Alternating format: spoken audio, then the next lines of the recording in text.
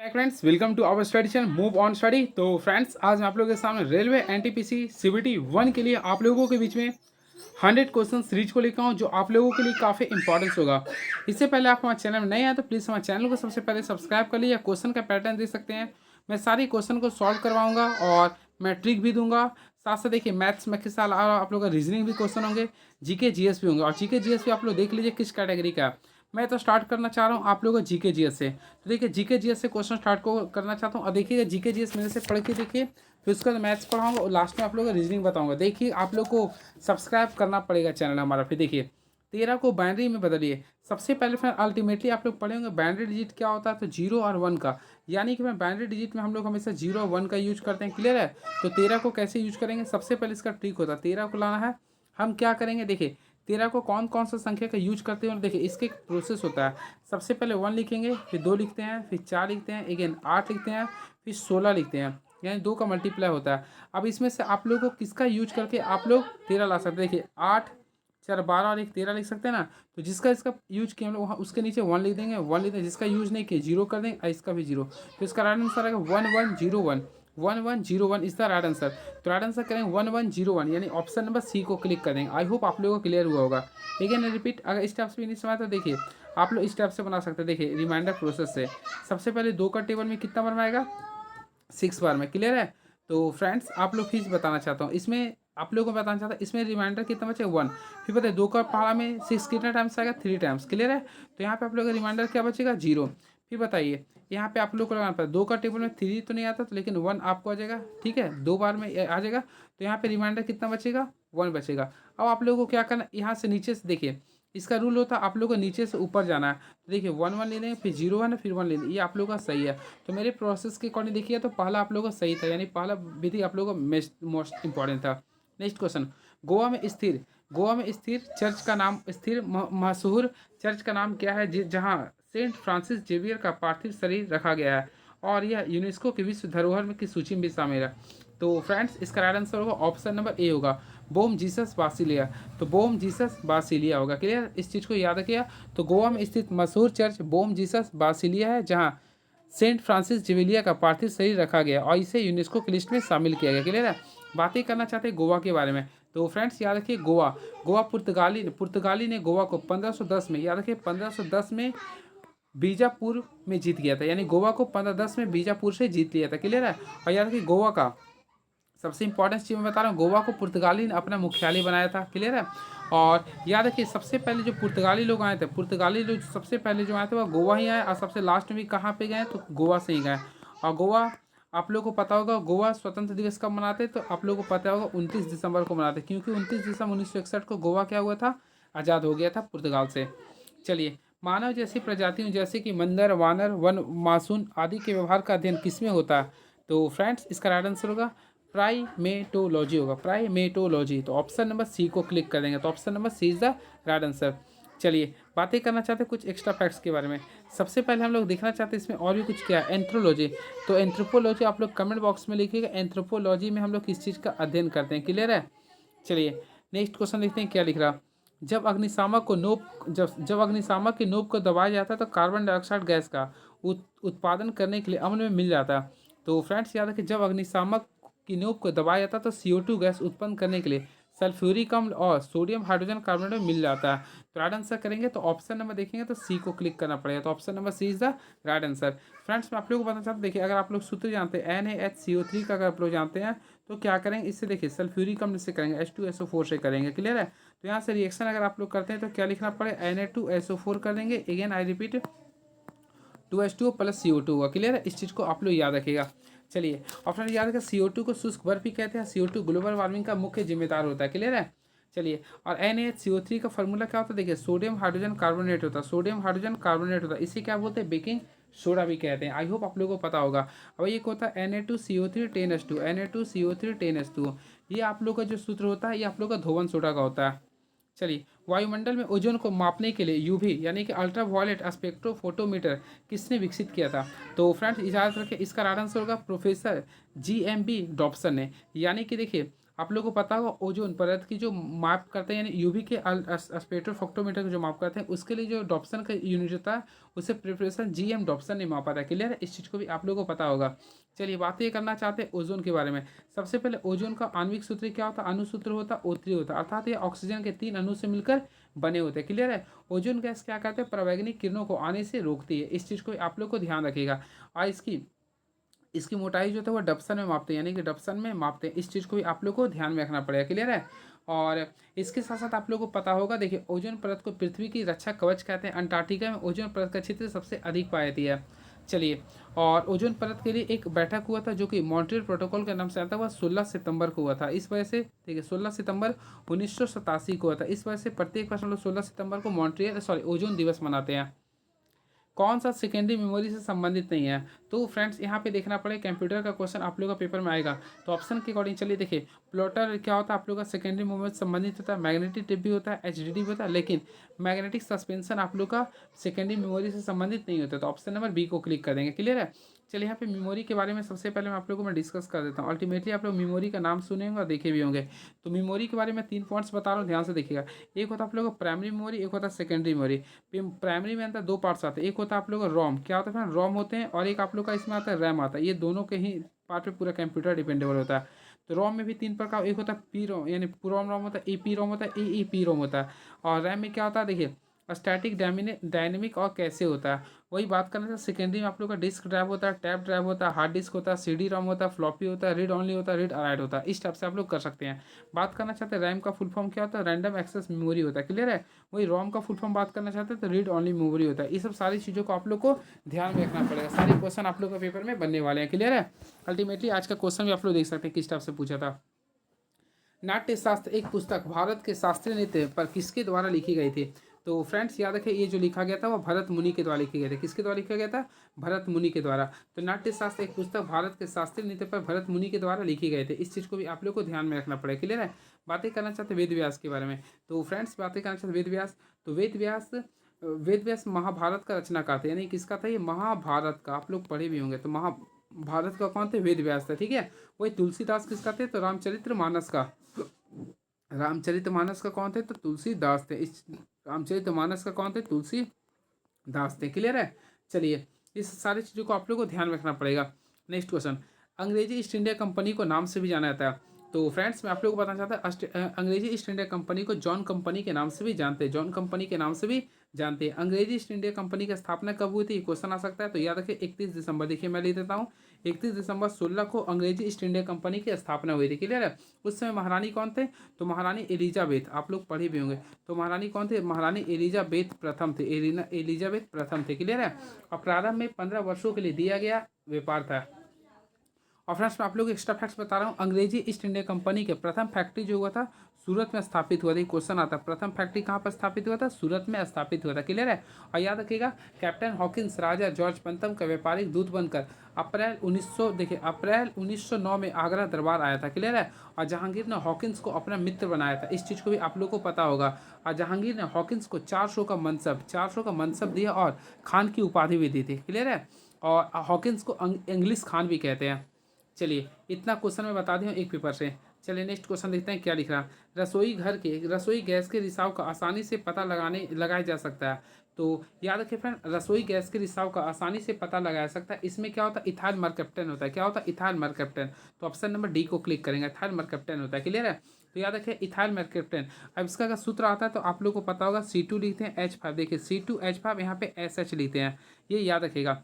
और फ्रेंड्स मैं आप लोग को बताना चाहते हैं, अगर LPG देखिए सबसे पहले आप लोग रसोई गैस में कौन सा होता है, एलपीजी होता है, यानी लिक्विफाइड पेट्रोलियम गैस होता है। क्लियर है, इसमें मैं आप लोगों को बताना चाहता हूँ, ये जो इसमें होता है ब्यूटेन होता है। क्या होता है, ब्यूटेन। तो मीथ ईथ प्रो ब्यूट। तो ब्यूटेन का सूत्र होता है C4H10 होता है। पहला इसमें मीथेन होता है, इसके बाद आप लोग का होता है आइसोब्यूटेन होता है। क्या होता है, आइसोब्यूटेन भी होता है। क्लियर है, तो आइसोब्यूटेन होता है। फिर आप लोग इसमें प्रोपेन होता है, यानी C3H8 होता है। और इसके साथ साथ इसमें इथाइल मरकैप्टन होता है, C2H5SH होता है। ये सारे इसमें मिश्रण होते हैं। बात करते हैं मात्रा के अकॉर्डिंग, अगर पूछ देता आप लोग का पेपर में, तो फ्रेंड्स याद रखिएगा सबसे पहले नॉर्मल ब्यूटेन और आइसोब्यूटेन का जो पार्ट्स होता है वो 83% होता है। क्लियर है, वही प्रोपिन की बात करना चाहते हैं 16% होता है, और वही इथाइल मरकप्टन का जो परसेंट होता है वह 1% मात्र होता है। क्लियर। और ये जो होता है केवल गंध जो आप लोग को देता है, देखते होंगे गैस जो होता है ना उसका गंध होता है, तो ये इथाइल मरकप्टन की वजह से होता है, केवल 1% होता है। क्लियर है। चलिए कुछ एक्स्ट्रा फैक्ट्स और मैं बता रहे हैं। सबसे पहले प्रोड्यूसर गैस के बारे में जा रही है। तो प्रोड्यूसर गैस का जो सूत्र होता है CO+N2 होता है, ये याद रखिएगा। प्रोड्यूसर गैस होता है CO+N2 होता है। वही जल गैस की बात करना चाहते हैं CO+, प्रोड्यूसर में N2 लिखते हैं ना, तो जल में हम लोग क्या करेंगे H2 दे देंगे, ये जल गैस हो गया और ये आप लोग का प्रोड्यूसर गैस हो गया। क्लियर है। अब बायोगैस की बात करना चाहते हैं, सबसे पहले मीथेन लिखते हैं, यानी CH4 लिखेंगे, फिर CO2 लिखेंगे, उसके बाद हम लोग H2S का मिश्रण लिखते हैं। क्लियर है। चलिए नील बोर के बृहत आधुनिक आवर्त सारणी के संदर्भ में कौन सा सही नहीं है।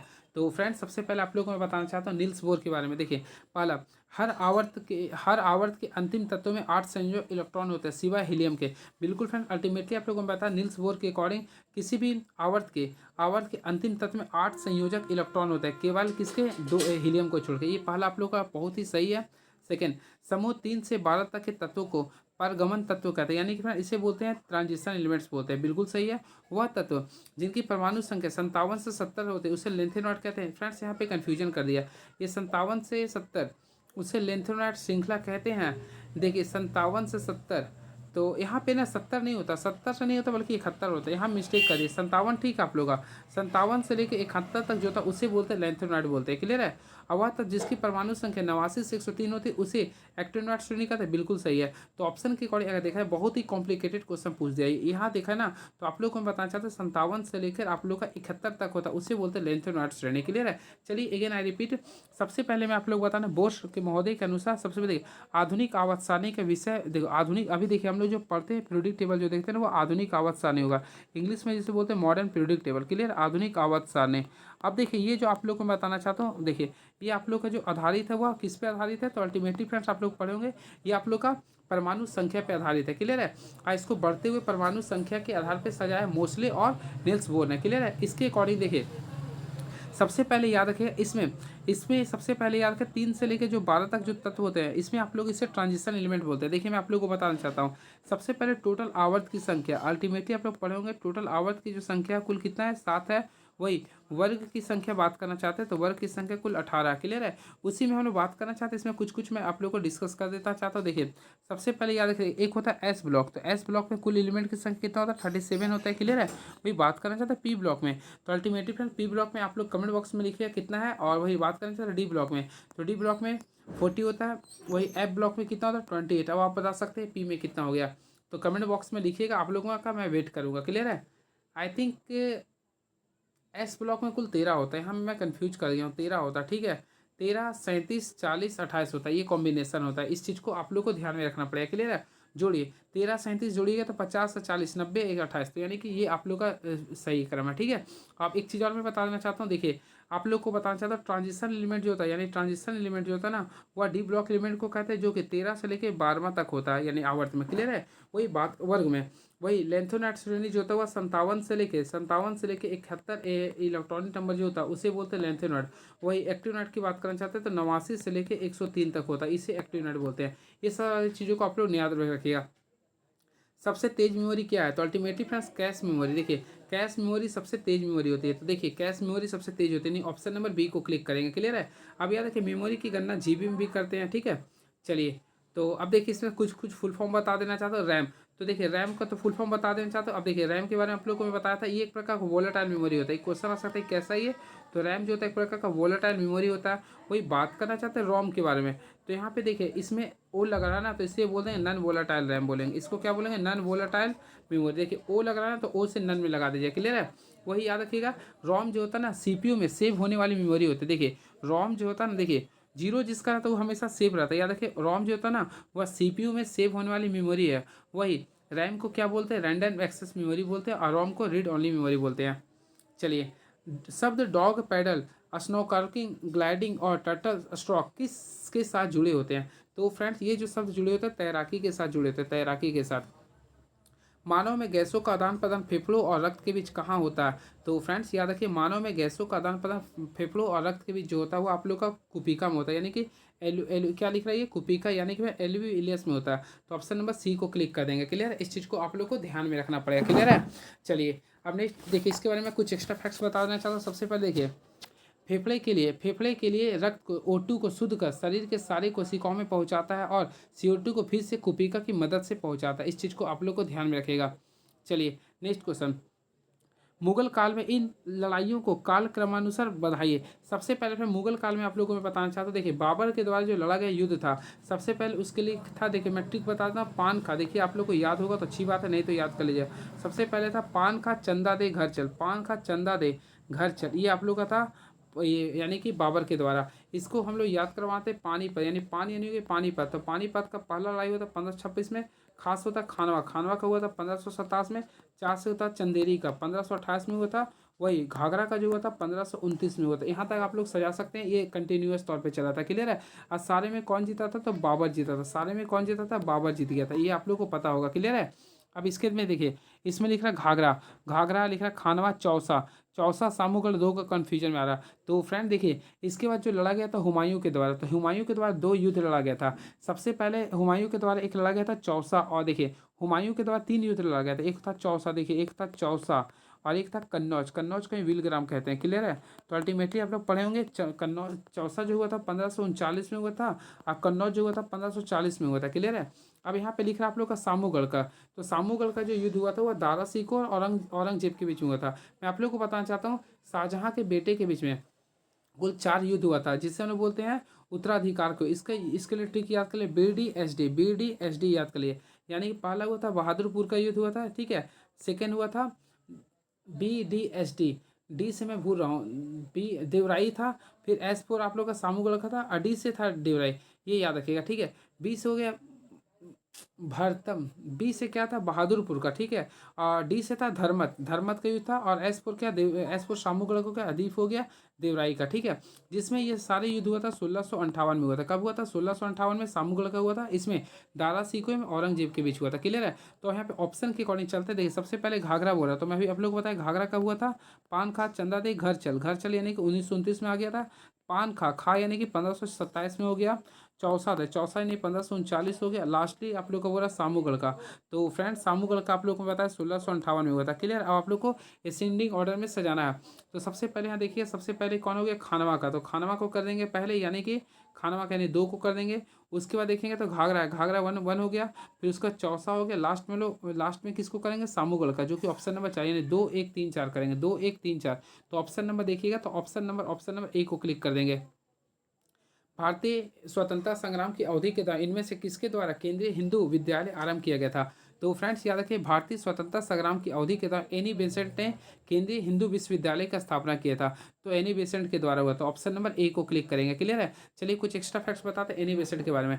तो भारतीय राष्ट्रीय कांग्रेस की प्रथम महिला जो अध्यक्ष थी डॉक्टर एनी बेसेंट थी, और ये पहली बार जो बनी थी 1917 में बनी थी, कलकत्ता अधिवेशन में। ये याद रखिएगा, पहली जो महिला जो बनी थी वह कलकत्ता अधिवेशन में बनी थी, एनी बेसेंट बनी थी। क्लियर है। लेकिन वही पहली भारतीय पूछता ना, तो 1925 में कौन बनी थी? तो सरोजनी नायडू। 1925 में सरोजनी नायडू बनी थी। कहाँ का अधिवेशन था? कानपुर अधिवेशन में बनी थी। क्लियर है। और सबसे लंबे समय तक, यानी कि लगभग 20 साल तक जो सेवा दिए थे, यानी 1998 से लेकर 2018 तक जो दिए थे कांग्रेस का सेवा अध्यक्ष के रूप में, सोनिया गांधी रहे थे। क्लियर है। इस चीज़ को भी आप लोग को याद रखना पड़ेगा।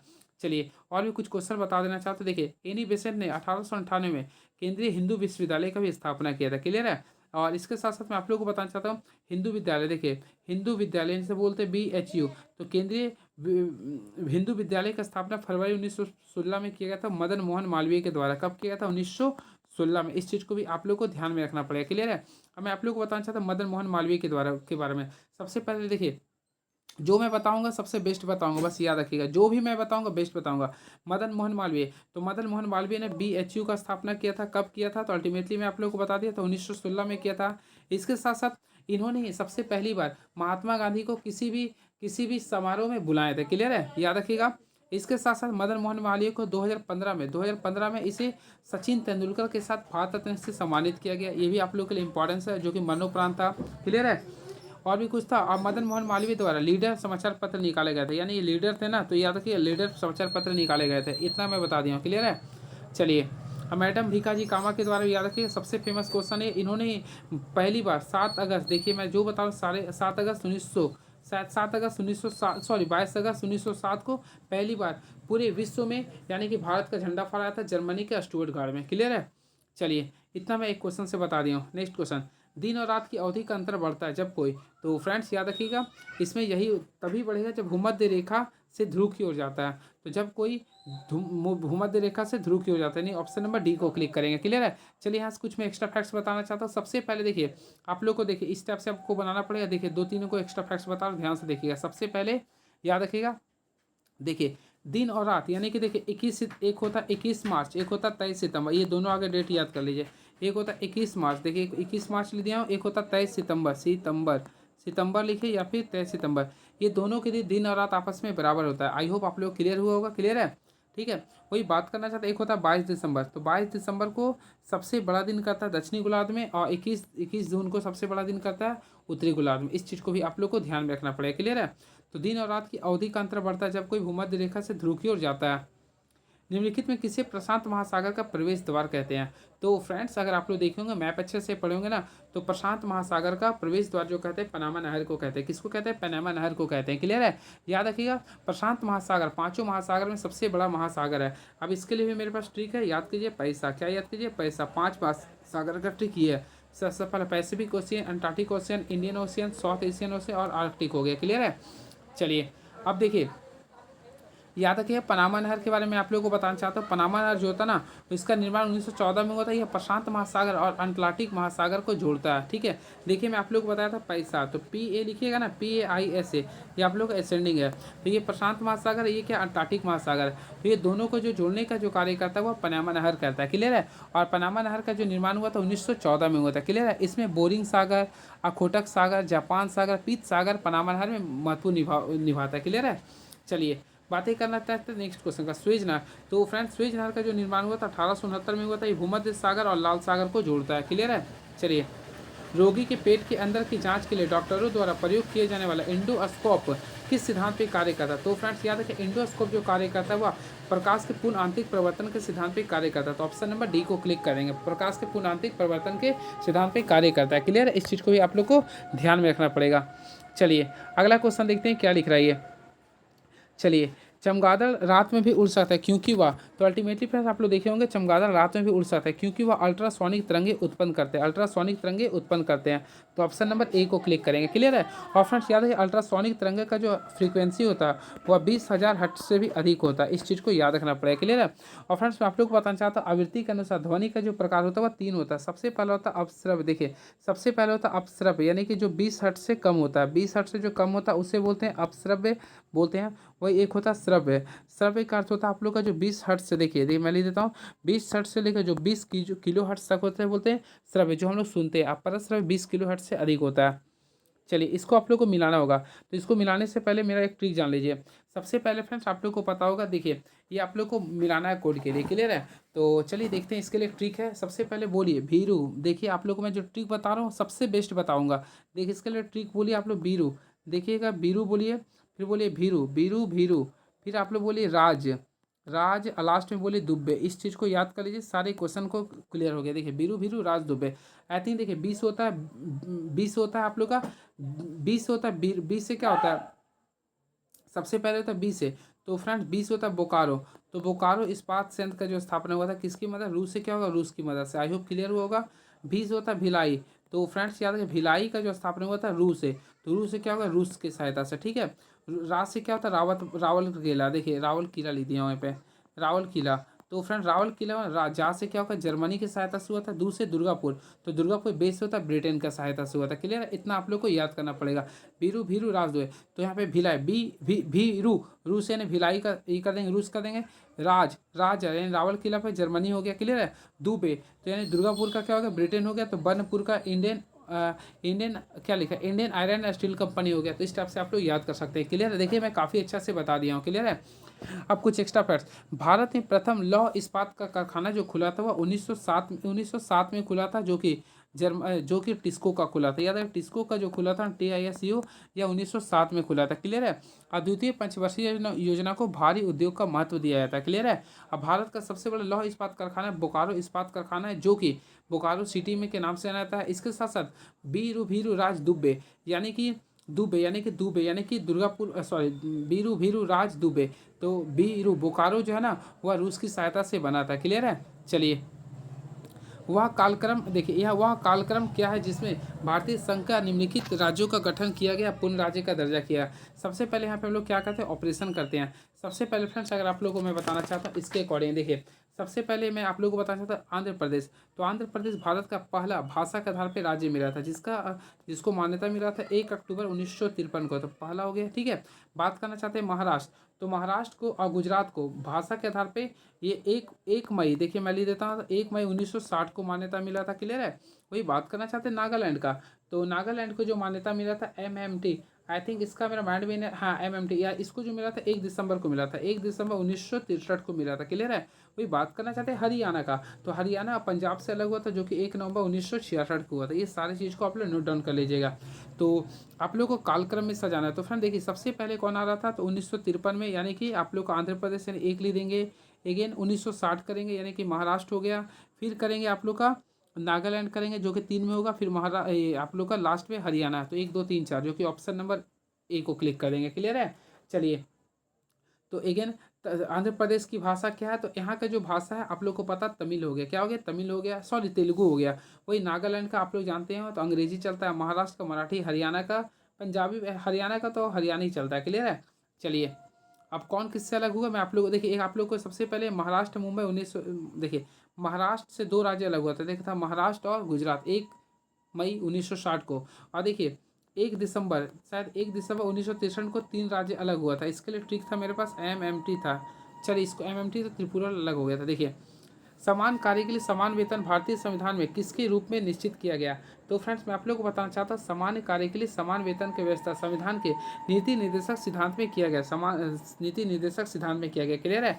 अब चलिए इसके बारे में आर्टिकल बताना चाहता हूँ। सबसे पहले यानी कि इसका जो आर्टिकल नंबर होता है ना 39 का, देखिए मैं आप लोग को बताना चाहता हूँ 39 के घ में पुरुष और स्त्रियों को समान कार्य के लिए समान वेतन का उल्लेख किया गया, यानी 39 का घ में किया गया। आई होप आप लोग पढ़े होंगे। क्लियर है। चलिए इसके साथ साथ मैं कुछ एक्स्ट्रा फैक्ट्स बता रहा हूँ। देखिए सबसे पहले याद रखिएगा आप लोग का राज्य के देश के नीति निर्देशक सिद्धांत के अंतर्गत आता है।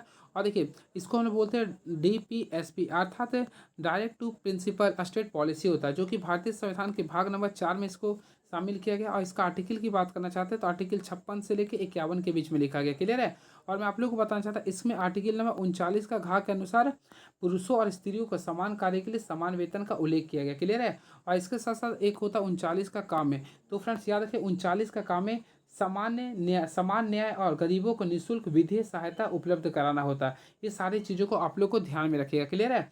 चलिए, और वही बात करना चाहते हैं देखिए मौलिक अधिकार का। तो अल्टीमेटली मौलिक अधिकार भारतीय संविधान के भाग नंबर 3 में है, जो कि आर्टिकल नंबर 12 से लेके कितना 36 के बीच में, ये सॉरी 35 के बीच में। क्लियर है। वही बात करना चाहते हैं मौलिक कर्तव्य। तो मौलिक कर्तव्य देखिए मूल संविधान में मौलिक कर्तव्य की संख्या 0 थे। आप लोग को बताया था इसकी उसके 1976 में 42वें संविधान संशोधन द्वारा, यानी कि 42वें संविधान संशोधन द्वारा जोड़ा गया था। कुल 10 मौलिक कर्तव्य को जोड़ा गया था। फिर अगेन इसको क्या किया था 1986 में, सॉरी 1986 बोलते 2002 में 2002 में 86वां संविधान संशोधन द्वारा एक और जोड़ा था, यानी टोटल 11 हो चुका है। क्लियर है। अब मौलिक कर्तव्य रूस के देश से लिया गया। किसमें वाणिज्यिक पत्र ऋण का एक स्रोत होता है। तो ऋण का जो स्रोत होता है किसमें होता है फ्रेंड, तो याद रखिएगा कॉर्पोरेट उद्योग में होता है, यानी कि कॉर्पोरेट उद्योग में ऋण का एक स्रोत होता है। क्लियर है। इस चीज़ को आप लोगों को पता होगा। चलिए, प्रशिक्षित कुत्तों द्वारा लोगों की खोज करना पैरों के पसीने के निम्नलिखित में से किस यौगिक की पहचान पर आधारित होती है। तो फ्रेंड्स मैं आप लोगों को बताना चाहता हूँ, प्रशिक्षित कुत्तों द्वारा लोगों की खोज करना पैरों के पसीने से किस यौगिक की पहचान कराता है। तो इसका होता है कार्बोक्सिलिक एसिड का होता है। क्या होता है, कार्बोक्सिलिक एसिड का होता है। क्लियर है। देखिए पसीना या स्वेद स्तनधारियों के त्वचा में स्थित सूक्ष्म नलिकाओं के बाहर निकलता है, जिससे विभिन्न प्रकार के क्षार, लवण तथा कुछ मात्रा में वसीय अम्ल उपस्थित होते हैं। क्लियर है। आप लोगों को बताना चाहता है यूरिक एसिड एक प्रकार का कार्बनिक यौगिक होता है, जिसमें सबसे पहले याद रखें हाइड्रोजन होते हैं, ऑक्सीजन होते हैं, नाइट्रोजन, यानी ये तीनों चीज़ शामिल होते हैं। क्लियर है।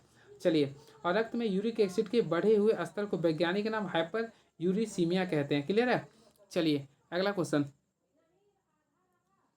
AB रक्त समूह वाला एक व्यक्ति अक्सर सार्वभौमिक प्राप्तकर्ता कहा जाता है, क्योंकि। तो फ्रेंड्स याद रखिए AB रक्त समूह वाला को सार्वभौमिक प्राप्तकर्ता इसलिए कहते हैं, देखिए सार्वभौमिक प्राप्तकर्ता इसलिए कहते हैं क्योंकि देखिए इसमें एंटीबॉडी क्या होता है, बहुत ही कम होता है, क्योंकि AB ब्लड ग्रुप वाले व्यक्ति के ब्लड में एंटीबॉडी कम होता है, जिससे वे कोई भी ब्लड ले सकता है बिना किसी इन्फेक्शन के, इसलिए होता है। क्लियर है। तो याद रखिएगा AB ए बी वाले जो होते हैं देखिए सबसे ज़्यादा सार्वभौमिक प्राप्त कर, देखिए एक होता है आप लोगों को मैं बताना चाहता हूँ, देखिए ब्लड ग्रुप में सबसे पहले आप लोगों को मैं बताना चाहता हूँ, देखिए आई थिंक ओ नेगेटिव वाले जो होते हैं वह सर्वदाता होता है, इसको बोलते हैं सर्वदाता। बहुत कोई ओ पॉजिटिव बताता है जो कि नेगेटिव गलत है वो, तो ओ नेगेटिव होता है सर्वदाता। क्योंकि फ्रेंड देखिए नेगेटिव वाला सबसे पहले नेगेटिव यानी नेगेटिव और पॉजिटिव दोनों को देंगे, यानी ओ नेगेटिव को भी देंगे ओ पॉजिटिव को भी देंगे, आई थिंक ए नेगेटिव को भी देंगे ए पॉजिटिव को भी देते हैं, ये बी नेगेटिव और बी पॉजिटिव को देंगे, साथ में ये ना ए बी नेगेटिव और ए बी प्लस वाले को भी देते हैं, यानी टोटली 8 लोगों को लेन देन करते हैं। वही ए बी प्लस जो होता है ना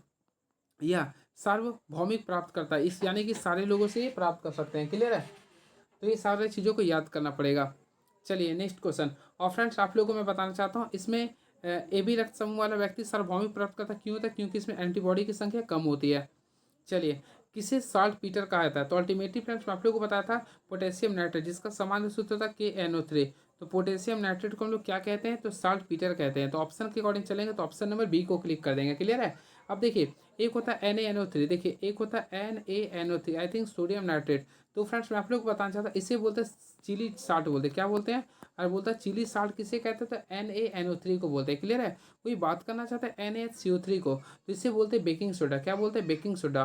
और Na2CO3 को बोलते हैं क्या बोलते हैं, इसे सोडियम कार्बोनेट बोलते हैं। क्लियर है। NaCO को बोलते हैं हम लोग सोडियम क्लोराइड बोलते हैं।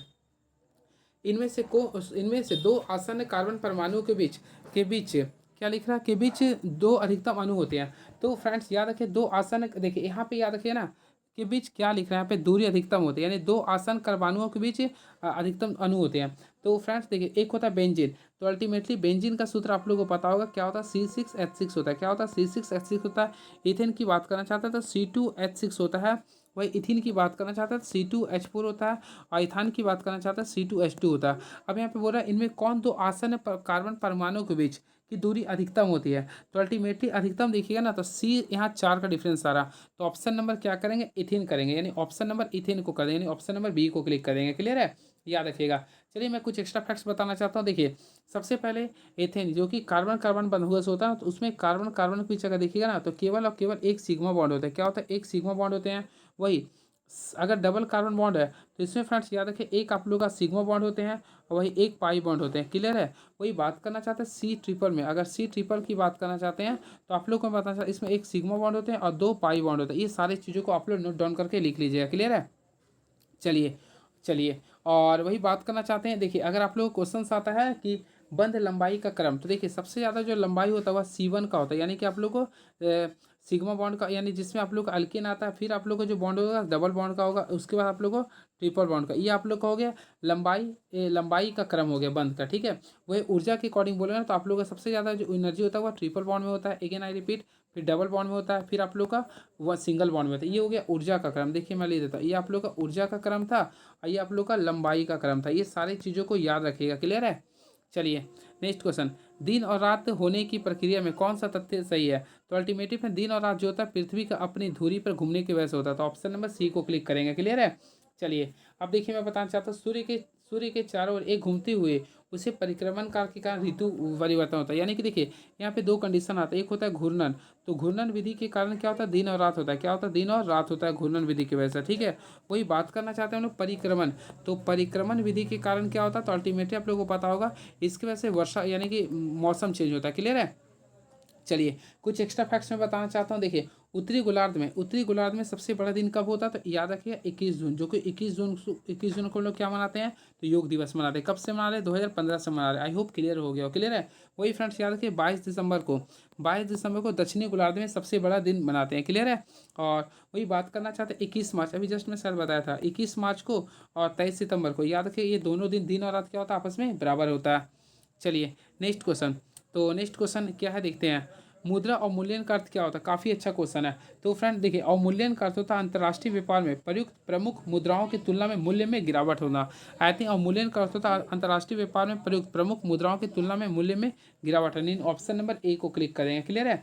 और अपने देश की मुद्रा के मूल्य को विदेशी मुद्रा के मूल्य की तुलना में कम कर देना अवमूल्यन कहलाता है। अर्थात फ्रेंड्स अपने देश की मुद्रा के मूल्य को विदेशी मुद्रा के मूल्य की तुलना में कम कर देना क्या कहता है, अवमूल्यन। ठीक है। चलिए और फ्रेंड्स आप लोगों को पता, अब तक भारत में कुल 3 बार अवमूल्यन हो चुका है। फर्स्ट ऑफ ऑल अब जो हुआ था आप लोग को 1949 में हुआ था, सेकेंड बार 1966 में हुआ था, वही थर्ड टाइम्स 1991 में हुआ था। किसने पाटलिपुत्र, सॉरी, निम्नलिखित में से पाटलिपुत्र किसकी राजधानी है?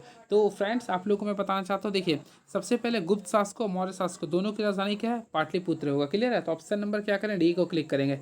तो पाटलिपुत्र जो होता है वह गुप्त शासकों और मौर्य शासकों दोनों की राजधानी है। क्लियर है? चलिए कुछ एक्स्ट्रा फैक्ट। सबसे पहले फ्रेंड्स मैं आप लोग को बताना था, पाटलिपुत्र को उदयन ने राजधानी बनाया। सबसे पहले पाटलिपुत्र को जो राजधानी बनाया था उदयन। किसने बनाया था? उदयन ने राजधानी बनाया था। क्लियर है? इसके साथ साथ मैं आप लोग को बताना चाहता हूँ, मगध का जो प्रारंभिक राजधानी था वह राजगीर था। मगध का जो पहला राजधानी क्या था? राजगीर था। राजगीर था। इस चीज़ को आप लोगों को पता भी होगा। क्लियर है? लेकिन शिशुनाग ने राजधानी पाटलिपुत्र के स्थान पर फिर क्या कर दिया था? वैशाली कर दिया था। क्लियर है? फिर कालाशोक ने पुनः वैशाली के स्थान पर पाटलिपुत्र को राजधानी बनाया था। ये सारे चीज़ इसमें थे। चलिए चलिए नेक्स्ट क्वेश्चन। क्या लिख रहा है? आकस्मिकता निधि को राष्ट्रपति कैसे व्यय कर सकता है? तो फ्रेंड्स इसके लिए राइट आंसर होगा संसदीय स्वीकृति के पूर्व होगा। संसदीय स्वीकृति के पूर्व होता है ऑप्शन नंबर सी को। तो चलिए मैं एक्स्ट्रा फैक्ट्स बताना चाहता हूँ। आकस्मिकता निधि को राष्ट्रपति संसदीय स्वीकृति के पूर्व व्यय कर सकता है। क्लियर है?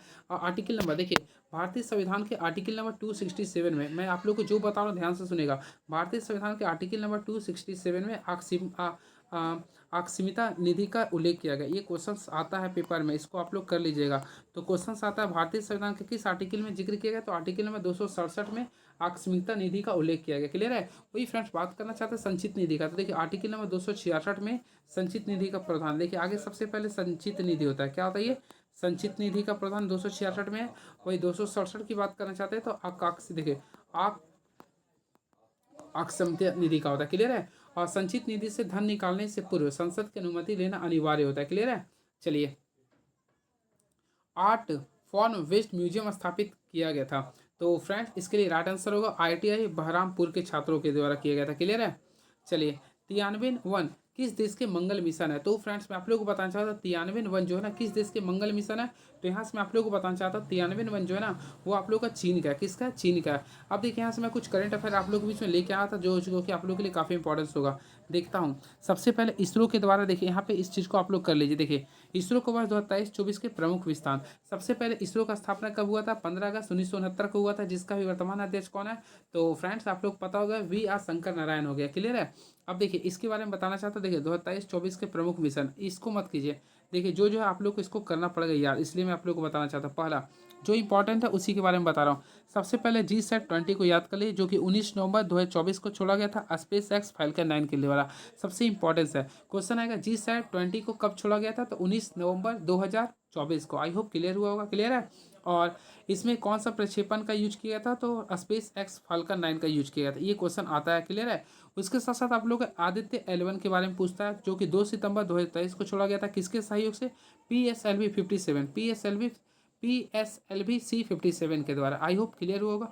और सबसे इंपॉर्टेंट चंद्रयान 3 जो कि 14 जुलाई 2023 को छोड़ा गया था LVM-3M4 के द्वारा।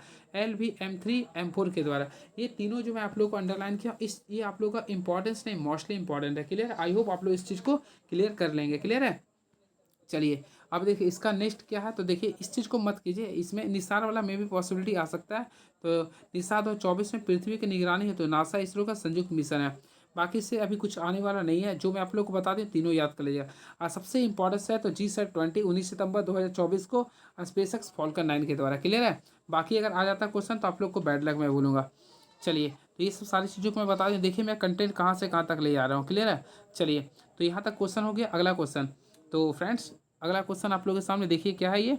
तो नेक्स्ट क्वेश्चन, तियानवेन किस देश का है? चीन का है। अक्टूबर 2020 में किस अंतरिक्ष एजेंसी ने चंद्रमा की सतह पर पानी की खोज की थी? देखिए क्वेश्चन कहाँ से पूछ रहा। तो फ्रेंड्स याद रखिए इसके लिए अध्यक्ष था नासा ने किया था। किसने किया था? नासा ने। तो नासा की एजेंसी ने अक्टूबर 2020 में चंद्रमा की सतह पर पानी की खोज की थी। क्लियर है? आप लोगों को मैं बताना चाहता हूँ चंद्रयान 3। तो फ्रेंड्स चंद्रयान 3 को कब छोड़ा गया था? तो ये डेट इंपॉर्टेंट हो सकता है। 14 जुलाई 2023 को छोड़ा गया था। क्लियर है? और फ्रेंड्स याद रखिएगा यह LVM-3 याद करें। LVM-3 M4 था ना, LV M3 कुछ 4 से था, इसमें इसके बाद छोड़ा गया था। और फ्रेंड्स याद रखिए 23 अगस्त को, ये इंपॉर्टेंस होता है, 23 अगस्त 2023 को ये अंतरिक्ष के दक्षिण ध्रुव पर पहुंच गए, इसलिए 23 अगस्त को प्रत्येक वर्ष राष्ट्रीय अंतरिक्ष दिवस का मनाने की घोषणा भी किया गया। क्लियर है। चलिए नेक्स्ट क्वेश्चन, अच्छा क्वेश्चन आ गया, तो देखते हैं क्या लिख रहा है ये। अंतर्राष्ट्रीय वन दिवस 21 मार्च 2020 को आयोजित किया गया, इस दिन का दिवस क्या, इसको स्किप कर दे, इसमें आप लोग का नया क्वेश्चन आ सकता है। तो फ्रेंड आप लोग को पता करना पड़े अंतर्राष्ट्रीय वन दिवस कब मनाते हैं, तो 21 मार्च को मनाते हैं। क्लियर है। आप लोगों को क्या करना है, थोड़ा सा इसके अकॉर्डिंग आप लोगों को थीम को रखना पड़ेगा कब तक, यानी 2025 का थीम को याद रखना पड़ेगा। आई थिंक मेरे पास अभी माइंड में तो नहीं है, लेकिन मैं भी पॉसिबिलिटी नेक्स्ट वीडियो में आऊँगा तो सारे को ऐड कर दूंगा। चलिए, और फ्रेंड्स आज 5 जून है, 5 जून को वर्ल्ड इन्वायरमेंट डे मनाते हैं। क्लियर है। चलिए, कौन सा भौगोलिक संकेत GI टैग और राज्य से संबंधित नहीं है, तो देखिए यहाँ पे 106 का बोला, तो देखिए खोला मिर्च आप लोग का गोवा सही है, डुले खुर्शी ने ये सिक्किम सही है, इरोल हल्दी ये उड़ीसा में नहीं होता, सांगली हल्दी कहाँ पे, महाराष्ट्र का, तो 3 सही एक गलत हो गया। नेक्स्ट देखिए युद्ध अभ्यास बोलता है कौन सा गलत है, तो फ्रेंड्स सबसे पहले बात करता है चाहते, देखिए पहला लिखा आप लोग का सीट मैक्स, तो सीट मैक्स जो होता है ना, तो भारत और थाईलैंड के बीच में है, तो पहला जो आप लोग का बिल्कुल सही है, तो पहला सीट मैक्स भारत और थाईलैंड के बीच में है। सूर्य किरण तो सबसे फेमस है भारत और नेपाल के बीच में। समुद्र शक्ति, तो समुद्र शक्ति जो आप लोग का था भारत और इंडोनेशिया बिल्कुल सही है। हैंड इन हैंड, तो देखिए हैंड इन हैंड जो है ना भारत और चीन के बीच में, यहाँ पे क्या लिखिएगा, भारत और चीन के बीच में, तो फ्रेंड्स हैंड और हिंद किसका, भारत और चीन के बीच में। क्लियर है। इस चीज़ को आप लोग अगेन आई रिपीट, इसको आप लोग कर लिए, सीट मैच किसका है, तो भारत और थाईलैंड के बीच में, सूर्य किरण भारत और नेपाल के बीच में, समुद्र शक्ति Bharat Indonesia, hand in hand किसका है, भारत और चीन के बीच में होता है। क्लियर है। तो आप लोग गलत ऑप्शन नंबर डी को क्लिक कर दीजिएगा। उड़ीसा की उस आदिवासी महिला का नाम बताइए जो 2019 के लोकसभा चुनाव में कोंझा निर्वाचन क्षेत्र से जीतकर भारत के सबसे कम आयु की सांसद बनी थी, तो इसका जो राइट आंसर होगा, इसमें जो बनी थी चंद्रानी मुर्मू बने थे। क्लियर है। ये 2019 का क्वेश्चन पूछ दिया। तो मैं आप लोग को बताना चाहता हूँ, 2024 में जो चुनाव हुआ था, तो 24 जो चुनाव हुआ था ना, इसमें सबसे कम उम्र की महिला कौन बनी, आप लोगों को पता है। आई थिंक मेरे माइंड में भी स्किप करा, लेकिन मैं अभी आप लोगों को देख के बता देता, क्योंकि क्वेश्चन में भी पॉसिबिलिटी आ सकता है। तो 1 मिनट वेट कीजिए थोड़ा। तो फ्रेंड देखिए लोकसभा 2024 के लिए कुछ इंपॉर्टेंस टर्म में बता देना चाहता हूँ जो आप लोग के लिए इंपॉर्टेंस हो सकता है। पहली बात है कि देखिए इसकी घोषणा कब हुआ था, तो 16 मार्च 2024 को घोषणा हुआ था, और ये 18वीं लोकसभा चला था। क्लियर है। और ये जो पूरे चला था 19 अप्रैल से लेकर 1 जून 2024 के बीच में चला था, और इसमें कुल 7 चरणों में चला था। इंपॉर्टेंस आ सकता है। क्लियर है।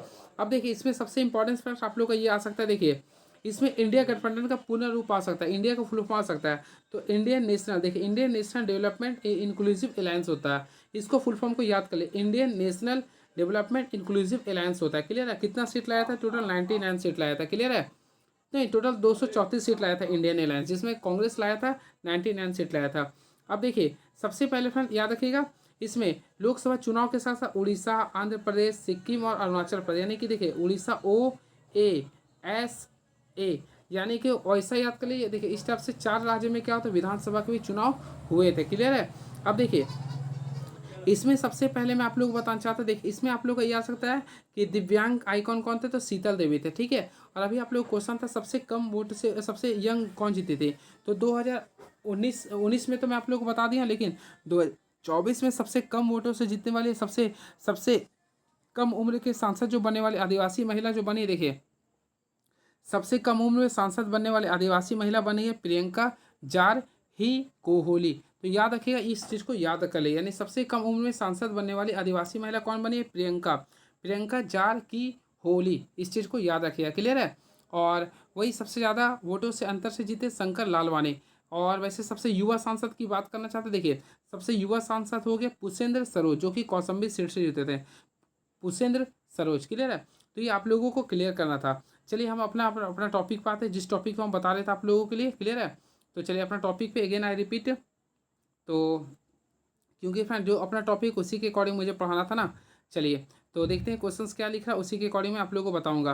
तो फ्रेंड्स हम लोग कहाँ पे आ चुके थे, देखते हैं, इसको हटा देता हूँ। देखिए हेलो हेलो हेलो हेलो, हाँ तो चलिए देखिए क्वेश्चन नंबर लोग कहाँ पे आ गया था, 110 में आ गया था शायद। हाँ ये सब सारी को मैं करवा दिया हूँ।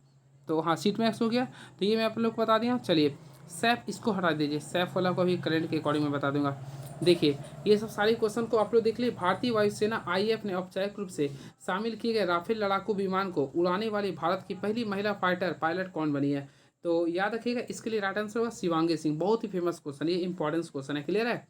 चलिए अगला क्वेश्चन, अंतर्राष्ट्रीय बुकर पुरस्कार 2020 से किसे, देखिए 20 का पूछ दिया। तो फ्रेंड्स याद रखिए, अंतर्राष्ट्रीय बुकर पुरस्कार 2020 में किसे मिला था? तो 2020 में जो मिला था, आई थिंक मिला था सलमान सऊदी को मिला था, सलमान सऊदी को, क्लियर है। और 2023 में जो मिला था ना, गीतांजलि पुस्तक, गीतांजलि को मिला था, गीतांजलि को मिला था, ये भी आप लोगों को पता होगा, मे भी आ सकता है, गीतांजलि को मिला था, क्लियर है। चलिए, सर्वोच्च न्यायालय ने हाल ही में अपने एक फैसले में कहा कि प्रोन्नति में आरक्षण है, तो अल्टीमेटली फ्रेंड्स प्रोन्नति में जो आरक्षण है वो एक प्रकार का मूल अधिकार नहीं, इस चीज़ को घोषणा किया गया। चलिए, सर्वोच्च न्यायालय के बारे में कुछ एक्स्ट्रा फैक्ट। सबसे पहले सुप्रीम कोर्ट, तो सुप्रीम कोर्ट का भी 52वें नंबर का जो सीजे बने हैं, आप लोग पढ़े होंगे, बी ए गवई बने, इस चीज़ को याद रखिए, बी ए गवई बने, इस चीज़ को आप लोग याद कर लीजिए। अर्जुन पुरस्कार पाने वाला प्रथम भारतीय महिला कौन है? तो फ्रेंड्स याद रखिए, अर्जुन पुरस्कार पाने वाले प्रथम भारतीय महिला बोला, तो प्रथम भारतीय महिला जो है वह आप लोग का लम्सडेन है। क्या ये लम्सडेन है? तो ऑप्शन नंबर बी को क्लिक करेंगे। याद रखिएगा, इन लम्सडेन जो है 1961 में हॉकी के क्षेत्र में अर्जुन पुरस्कार प्राप्त किया था, क्लियर है। चलिए, वही बात करना चाहता है, अर्जुन पुरस्कार की शुरुआत भी कब हुआ था? 1961 में हुआ था, क्लियर है। चलिए, मानव विकास सूचकांक प्रतिवर्ष किस संस्था द्वारा जारी किया था? तो फ्रेंड्स याद रखिए, मानव विकास सूचकांक प्रतिवर्ष यूएनडीपी के द्वारा जारी किया था, क्लियर है। अब याद रखिएगा, मानव विकास रिपोर्ट यानी एचडीआई, ह्यूमन डेवलपमेंट इंडेक्स जो है 1990 से प्रतिवर्ष जारी हो रहा है, 1990 से जारी हो रहा है, क्लियर है। और इस सूचकांक के प्रतिपादक कौन थे? पाकिस्तान का अर्थशास्त्री महमूद उल हक थे, महमूद उल हक थे। इसमें मेनली 3 चीज़ को देखा था। पहला देखा था जीवन प्रत्याशा, दूसरा साक्षरता दर देखा था, प्रति व्यक्ति आय देखा था। और मैं आप लोगों को बताना चाहता हूँ, 2025 में भारत का जो रैंक था इसमें 130वां है, वही 2024 में था 134वां था, याद रखिएगा आप लोग। चलिए, निम्नलिखित में किस मुख्यमंत्री को उच्चतम असैनिक पुरस्कार भारत रत्न मिला है? तो देखते हैं कौन सा मुख्य। बिहार के लालू प्रसाद यादव, इसे तो आज तक नहीं मिला है। तमिलनाडु के स्वर्गीय एस जी रामचंद्रन, तो फ्रेंड्स इसके बारे में बात करना चाहते हैं तो बिल्कुल मिला है। पश्चिम बंगाल के ज्योति बासु को नहीं मिला। आंध्र प्रदेश के रामा रावणी, तो ऑप्शन के अकॉर्डिंग चलेंगे तो ऑप्शन नंबर बी को क्लिक करेंगे। तो फ्रेंड्स याद रखिएगा, ऑप्शन के अकॉर्डिंग तमिलनाडु के स्वर्गीय एम जी रामचंद्रन को क्या मिला? भारत रत्न से सम्मानित किया गया, क्लियर है। तो ये क्वेश्चन है, और कब मिला था? तो ये आप लोग को शायद मैं बताया था, 1988 में मिला था, 1988 में मिला था, क्लियर है। देखिए, भारत रत्न भारत का सर्वोच्च नागरिक सम्मान, इसकी शुरुआत कब हुए थे? 1954 में हुआ था, क्लियर है। और सबसे पहले 1954 में 3 लोगों को मिला था, तीनों लोगों के नाम आप लोग जानते होंगे। सबसे पहले देखिए, पहला जो नाम था सर्वपल्ली राधाकृष्णन, देखिए सर्वपल्ली राधाकृष्णन, या एस आर के याद कर लीजिए। सेकंड जो मिला था सी वी रमन, देखिए सी वी रमन था। और थर्ड जो मिला था चक्रवर्ती राज गोपालाचार्य, इस चीज़ को याद रखिए, क्लियर है। और पहला जो आप लोगों को मरणोपरांत मिला था लाल बहादुर शास्त्री को 1966 में। और फ्रेंड्स 2024 तक जो मिला था वह, सॉरी 2024 तक मिला था टोटल भारत में लोगों को 48, लेकिन आप लोगों को 2024 में कुल 5 लोगों को और मिला, जो कि सबसे ज़्यादा मिला अब तक। तो 5 लोगों का नाम याद करें। पहला कर्पूरी ठाकुर, जो कि बिहार के मुख्यमंत्री रह चुके हैं। फिर नेक्स्ट लाल कृष्ण आडवाणी, जो कि फ्रेंड्स अभी लाल कृष्ण आडवाणी को आप लोग जानते होंगे। से थर्ड, हरित क्रांति के जनक कहे, भारतीय हरित क्रांति के जनक कहे जाने डॉक्टर स्वामीनाथन को मिला था। फिर देखिए, अगला मिला था आप लोग को एलपीजी के जनक, यानी कि क्या नाम है उनका, ये पीवी नरसिम्हा राव को। और एक और मिला था भारत के चौधरी चरण सिंह, यानी चौधरी चरण सिंह, इसको मिला था। 5 लोगों को याद रखिएगा, ठीक है। और चौधरी चरण सिंह एक प्रकार के मुख्यमंत्री रह चुके थे, कहाँ का? तो बिहार के, ऐसे यूपी के रहे थे। चलिए, नेक्स्ट क्वेश्चन, कौन से कथन सही है? अप्सरा देश का पहला अनुसंधान रिएक्टर है, जिसे वर्ष 1956 में भारत में चालू किया गया था। तो फ्रेंड्स पहला आप लोग का 110% आप लोग का सही है, क्लियर है। पर इसमें प्रयुक्त ईंधन परिष्कृत यूरेनियम एल्युमिनियम इस धातु ब्रिटेन से प्राप्त किया था, बिल्कुल सही है। तो दोनों सही है। चलिए, एक्स्ट्रा बाय फैक्ट्स बताना चाहता हूँ। देखिए, सबसे पहले याद रखिएगा, बार्क के बारे में आप लोगों को मैं बताया था, इसका फुल फॉर्म क्या होता था अल्टीमेटली मैं बताया था, भाभा एटॉमिक रिसर्च सेंटर। इसकी स्थापना कब हुआ था? तो 3 जनवरी 1954 को हुआ था, क्लियर है। इसका हेडक्वार्टर का है? तो मुंबई के ट्रॉम्बे में, क्लियर है। और फ्रेंड इसी के द्वारा देखिए, इसी के द्वारा सबसे पहले 1956 में स्थापित किया गया था अप्सरा को। तो अप्सरा को स्थापित कब गया था? 1956 में किया गया था, क्लियर है। अब भारत के पहला रिएक्टर, प्रथम रिसर्च रिएक्टर भी है, क्लियर है। वही रायसन की बात करना चाहते हैं, तो सायरन एक होता, सायरन भी होता। तो साइरस को 1960 में बंद कर दिया गया था, क्लियर है। चलिए, वही फ्रेंड बार्क के बारे में बात करना चाहते हैं। देखिए, बार्क के एनर्जी रिएक्टर है, तो पहला आप लोग का तारापुर है, क्लियर है, जो कि महाराष्ट्र में है। वही रावतवाटा आप लोग का राजस्थान में है, नौरारा यूपी में है, काकरापारा गुजरात में, कैगा कर्नाटक में, कुलम तमिलनाडु में, अब भवानी का तमिलनाडु में है, क्लियर। इस चीज़ को याद रखिएगा। चलिए, नेक्स्ट क्वेश्चन। तो नेक्स्ट क्वेश्चन, ओलंपिक में 2 बार भाग लेने वाली पहली भारतीय महिला जिम्नास्टिक कौन है? तो इसके लिए राइट आंसर होगा दीपक कर्माकर। देखिए, दीपक कर्माकर एक ऐसी महिला जो प्रथम भारतीय महिला बन गई जो पहली भारतीय जो जिम्नास्टिक थी, क्लियर है। तो ओलंपिक में भाग लेने वाली पहली भारतीय महिला जिम्नास्टिक है दीपक कर्माकर। और फ्रेंड ये भाग कब ली थी पता आप लोगों को? 2016 के रियो डी जेनरो ओलंपिक में भाग लेते, क्लियर है। आइए कहाँ के रहने वाले हैं? तो त्रिपुरा के रहने वाले, क्लियर है। चलिए वही बात करना चाहते हैं दीपा मलिक के बारे में। तो फ्रेंड्स याद है दीपा मलिक एक भारतीय पैरा एथलीट है, भारतीय महिला पैरा एथलीट है, क्लियर है। और क्या, साक्षी मलिक भी एक पहलवान ही है, ठीक है। चलिए नेक्स्ट क्वेश्चन। तो नेक्स्ट क्वेश्चन, मिस्र का सबसे बड़ा पिरामिड कौन सा है? तो मिस्र का जो सबसे बड़ा पिरामिड है उसे बोलते हैं कुफरू। क्या बोलते हैं? कुफरू। तो ऑप्शन नंबर देखेंगे तो सी को क्लिक करेंगे, क्लियर है। इसे गीजा का पिरामिड भी कहते हैं। चेंजिंग इंडिया पुस्तक के लेखक कौन है? तो फ्रेंड्स याद है चेंजिंग इंडिया। तो चेंजिंग इंडिया पुस्तक के जो लेखक मनमोहन सिंह है। कौन है ये? मनमोहन सिंह। अल्टीमेटली आप लोगों को पता होगा मनमोहन सिंह भारत के प्रधानमंत्री जो रहे थे 2004 से लेकर 2014 तक रहे थे। ये एक सबसे इंपॉर्टेंट था। और फ्रेंड्स मैं आप लोगों को बताना चाहता हूँ इसे आर्थिक उदारीकरण का जनक भी कहते हैं। ये क्वेश्चन आता है, आर्थिक उदारीकरण का जनक किसे कहते हैं? तो आर्थिक उदारीकरण का जो जनक कहते हुआ मनमोहन सिंह को कहते हैं। कब किया था? 1991 में किया था, क्लियर है। और इनका बुक का नाम क्या है? Changing India. और फ्रेंड्स थोड़ा सा बोलने में मुझे खराब लग रहा, क्या हार में क्या जीत में, किंचित नहीं भयभीत में, कर्तव्य पथ पर जो भी मिला ये भी सही वो भी सही, हार नहीं मानूंगा चाहे कुछ भी हो। यह स्टेटमेंट था अटल बिहारी वाजपेयी, क्लियर है। लेकिन मनमोहन सिंह का भी एक स्टेटमेंट बहुत ही शायराना अंदाज में, माना कि तेरी जिद के काबिल नहीं हूँ मैं, माना कि तेरी जिद के काबिल नहीं हूँ मैं, तू मेरा शौक तो देख, तू मेरा इंतजार तो देख। ये मनमोहन सिंह का शायराना अंदाज था। और फ्रेंड्स मैं आप लोगों को बताना चाहता इसका मृत्यु हो चुका है, जो कि बहुत ही खराब लगा मुझे बोलने में। 26 दिसंबर 2024 को इसका मृत्यु हो चुका है, क्लियर। इस चीज़ को आप लोगों को पता होगा, क्लियर है। चलिए अब बात करना चाहते हैं नरेंद्र मोदी के बारे में। तो फ्रेंड्स याद है कि नरेंद्र मोदी के द्वारा जो किताब लिखा गया था वह एग्जाम वॉरियर्स लिखा गया, एग्जाम वॉरियर्स लिखा गया था, क्लियर है। वही अमर्त्य सेन के द्वारा द आइडिया ऑफ जस्टिस लिखा गया था, क्लियर है। चलिए भारत का वर्णन करने के लिए विविधता में एकता मुहावरे का निर्माण किसने किया था? तो भारत का वर्णन करने के लिए विविधता में एकता का मुहावरे का जो निर्माण किया था भारत के प्रथम प्रधानमंत्री पंडित जवाहरलाल नेहरू ने किया था। तो ऑप्शन नंबर सी को क्लिक करेंगे, क्लियर है। चलिए और क्या बाकी बाकी इसमें कुछ कुछ डिस्कस कर देखिए। देखिए सबसे पहले डॉक्टर राजेंद्र प्रसाद। तो फ्रेंड्स याद रखिए डॉक्टर राजेंद्र प्रसाद संविधान सभा के स्थायी अध्यक्ष थे। और यहाँ पे जवाहरलाल नेहरू प्रोटेम सॉरी ये प्रस्तावना का उद्देश्य प्रस्ताव का अध्यक्ष थे। भीमराव अम्बेडकर प्रारूप समिति के अध्यक्ष थे। इस टाइप से आप लोग काफ़ी अच्छे से पढ़ सकते हैं, क्लियर है। तो ये रहा, आप लोग कैसा बताइए 120 जो मैं क्वेश्चन जो डिस्कस किया हूँ कैसा लगा आप लोग बताइए। और मेरे को देखना चाहते हैं तो आप लोग देख सकते हैं, मैं खुद ही लक्ष्य इंस्टीट्यूट का ऑनर हूँ, क्लियर है। और देखिए कुछ कुछ करंट अफेयर था मेरे बीच में, आज इसको भी मैं पूरे का पूरे करवा देता हूँ। देखिए सबसे पहले फ्रेंड्स आप लोग को पता करना पड़ेगा, देखिए यूएनओ का। तो यूएनओ का जो मेन महासचिव है कौन है? एंटोनियो गुटरेस है। और इसका उप सचिव कौन है? अमीना जे मोहम्मद है। अब देखिए 78वें, देखिए क्वेश्चन को याद कर लीजिए, 78वें संयुक्त महासभा के अध्यक्ष कौन है? तो देखिए 78वें का आ सकता है, इसलिए मैं रिकॉल करवाना चाहता हूँ। तो 78वें का है डेनिस फ्रांसिस जो कि त्रिनाड टोबैगो का है। और 79वें का फिलेमोन यंग है, फिलेमोन यंग हो गया। अब देखिए यहाँ पे संयुक्त राष्ट्र संघ के विशिष्ट अधिकरण, सबसे पहले देखिए IBRD यानी विश्व बैंक, विश्व बैंक का अध्यक्ष कौन है? तो फ्रेंड्स याद है अजय बंगा जो कि भारतीय अमेरिकी है। इस चीज़ को याद रखना पड़ेगा आप लोग को। फिर नेम यानी कि नन NAM यानी कि नन क्या था? Non alignment movement. तो फ्रेंड इसका जो अध्यक्ष है इल्हाम अलीयेव है, इल्हाम अलीयेव है, ठीक है। वही IMF यानी इंटरनेशनल मनी कोष, इंटरनेशनल मॉनिटरी कोष का क्रिस्टलिना जॉर्जिवा जो कि बुल्गारिया के रहने वाली, ये भी क्वेश्चन आ सकता है, क्लियर है।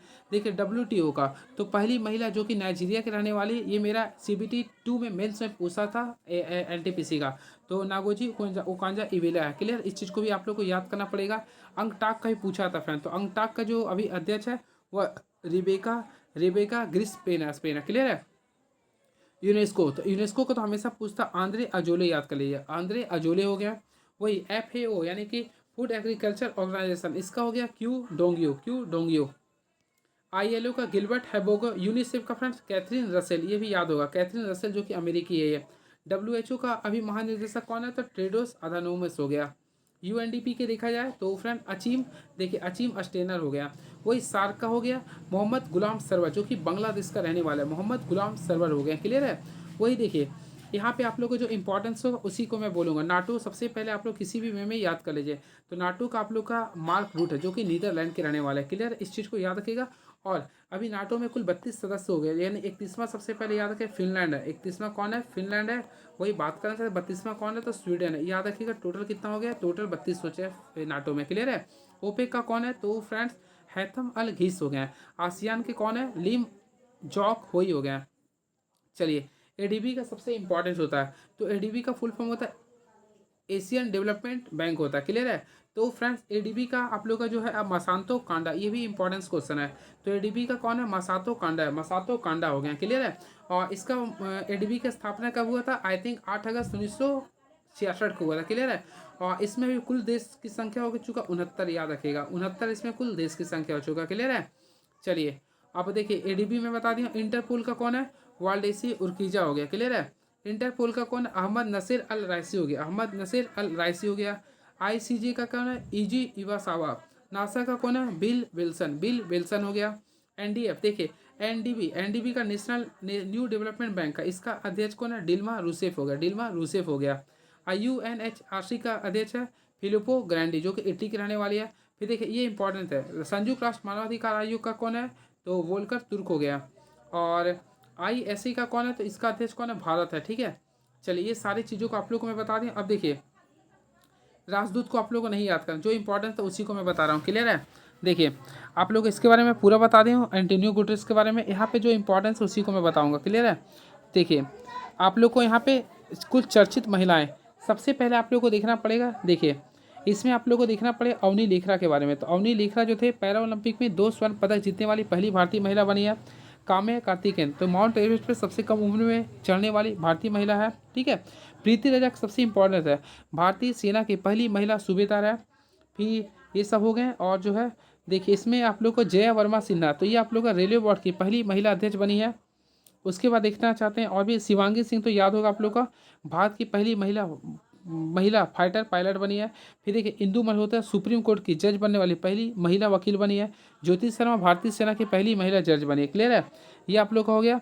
अब राजधानी वगैरह को आप लोग उतना कीजिएगा तो माइंड में नहीं रह पाएगा। देखिए, मैं जो बता रहा हूँ सारी इंपॉर्टेंट चीज़ को ही बताऊँगा अभी। क्लियर है?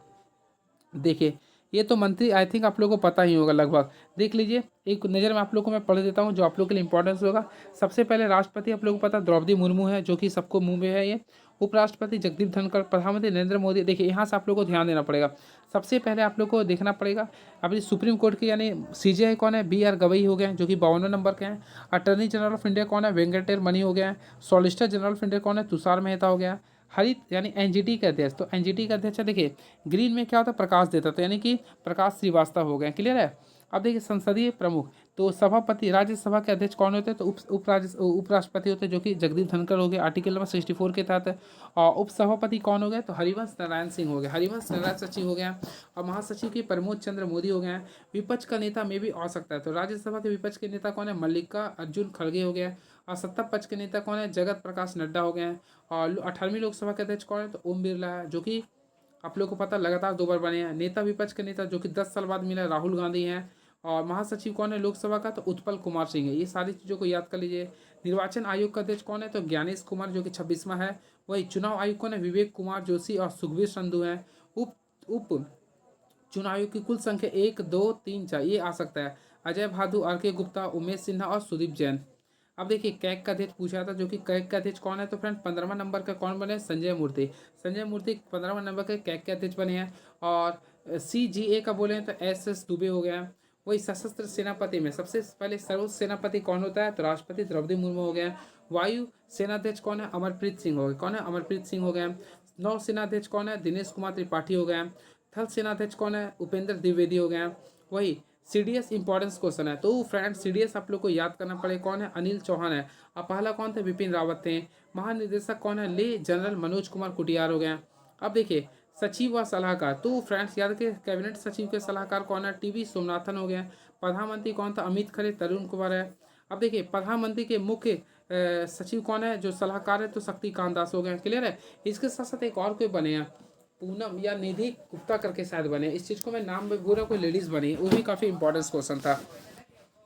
चलिए, अब यहाँ पे आप लोग को दिखाना चाहता हूँ, जो सारी मैं इंपॉर्टेंस को ही बता रहा हूँ। क्लियर है?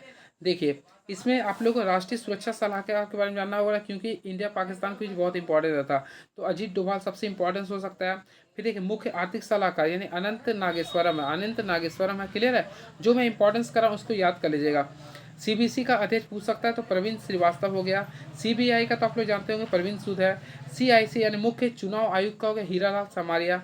आईबी का तो आप लोग जानते होंगे तपन कुमार डेका। रव यानी रव हो गया रवि सिन्हा हो गया। एनआईए का सदानंद वसंत नाते। ईडी का है राहुल नवीन हो गया। एनसीबी तो एनसीबी का हो गया नारकोटिक कंट्रोल ब्यूरो का अनुराग गर्ग हो गया। अब देख इसमें आप लोग को जो मैं इंपॉर्टेंट थी केवल बता रहा हूँ, क्लियर है। देखिए नीति आयोग के अध्यक्ष कौन है तो अल्टीमेटली आप लोग को पता प्रधानमंत्री होते हैं। उपाध्यक्ष कौन है, सुमन कुमार बेरी हो गया। सीईओ कौन हो गया तो बी आर सुब्रमण्यम हो गया। यूपीएससी के नए अध्यक्ष बने हैं आप लोग अजय कुमार बने अभी। अब ऐसे इसमें प्रीति सुधर लिख रहे लेकिन नए बने अजय कुमार। देखिए 23वें विधि आयोग का अध्यक्ष है दिनेश माहेश्वरी। अब 22वें का कौन है, ऋतुराज अवस्थी हो गया। क्लियर, ये विधि आयोग की बात कर रहे हैं। राष्ट्रीय महिला आयोग तो फ्रेंड राष्ट्रीय महिला आयोग का नए अध्यक्ष बने विजय राहटकर। ये इंपॉर्टेंस है, इससे पहले रेखा शर्मा थे। क्लियर है। और राष्ट्रीय पिछड़ा वर्ग आयोग का हंसराज गंगाराम अहीर हो गया। वही एसएससी का है गोपाल कृष्ण हो गए। और 17वां वेतन आयोग का अशोक कुमार माथुर हो गए।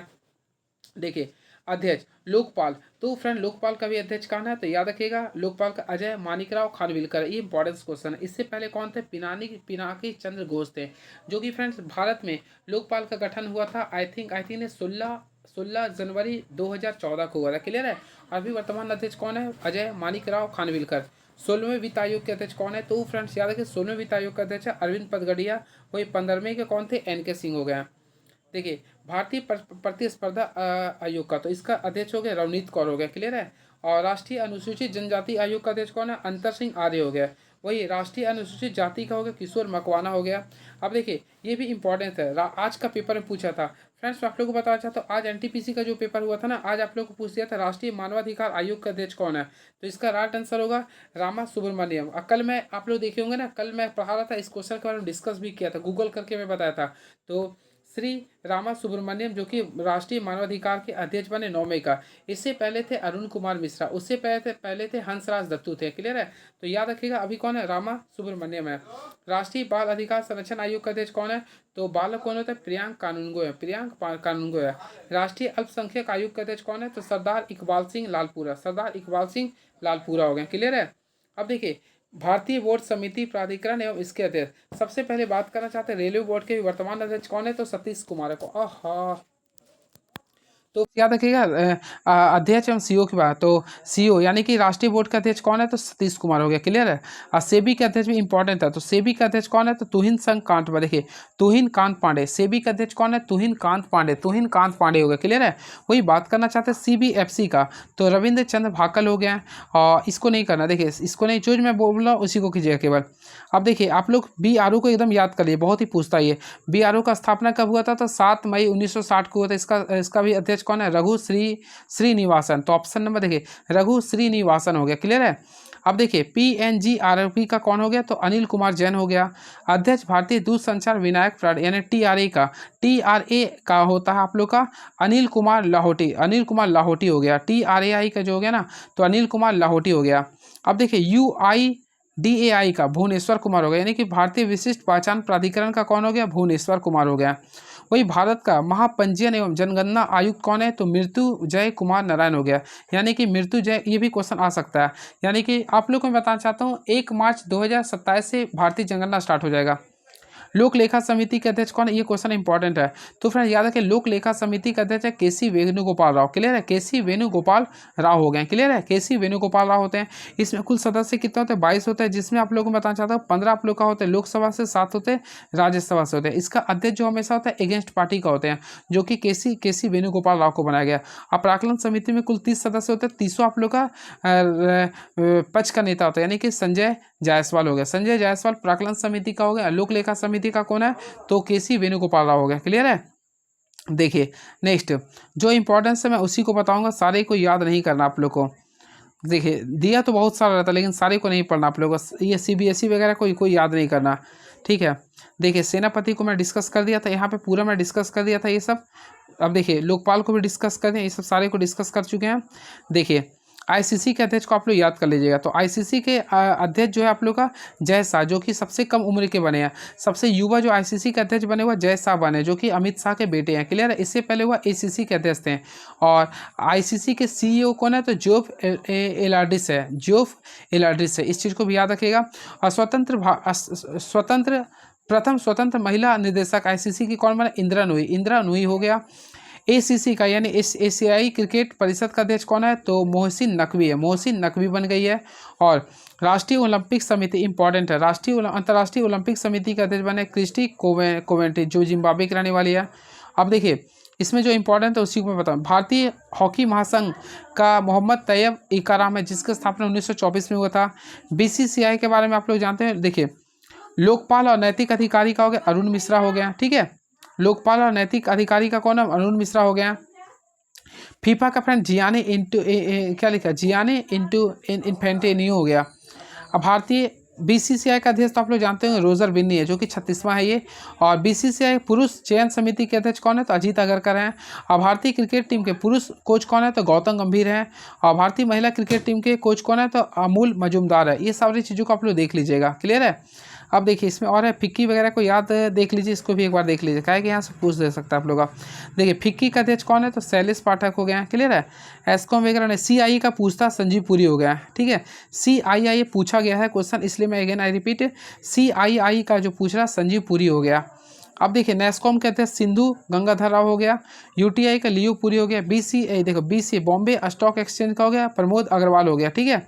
चलिए और भी कुछ है देखता हूँ जो आप लोग के लिए इंपॉर्टेंस होगा। सेल वगैरह का देखिए बहुत सारा है, आप लोग को सेल का अमरिंदु प्रकाश हो गया, ये इंपॉर्टेंस हो सकता है। अब देखिए इसमें जो इंपॉर्टेंस लग रहा है मैं उसी को बताऊंगा। इसरो इंपॉर्टेंट है, तो देखिए इसरो के 11वें नंबर का बने के शंकर नारायण बने हैं, क्लियर है। और बार्क का आप लोग को याद होगा विवेक भसीन हो गया। डीआरडीओ के समीर भी कामत हो गया। उसके बाद आप लोग को देखना पड़ेगा विक्रम साराभाई औद्योगिक केंद्र का उन्नी कृष्णन हो गया, उन्नी कृष्णन नायर हो गया, क्लियर है। चलिए और हो गया खेल संगठन तो मैं बता दिया हूँ। इसके बाद देखना चाहता हूँ और भी कुछ है क्या वैसा। ये तो मैं बता दिया हूँ। एंटोनियो गुटेरेस वगैरह तो मैं डिस्कस कर दिया हूँ ये सब।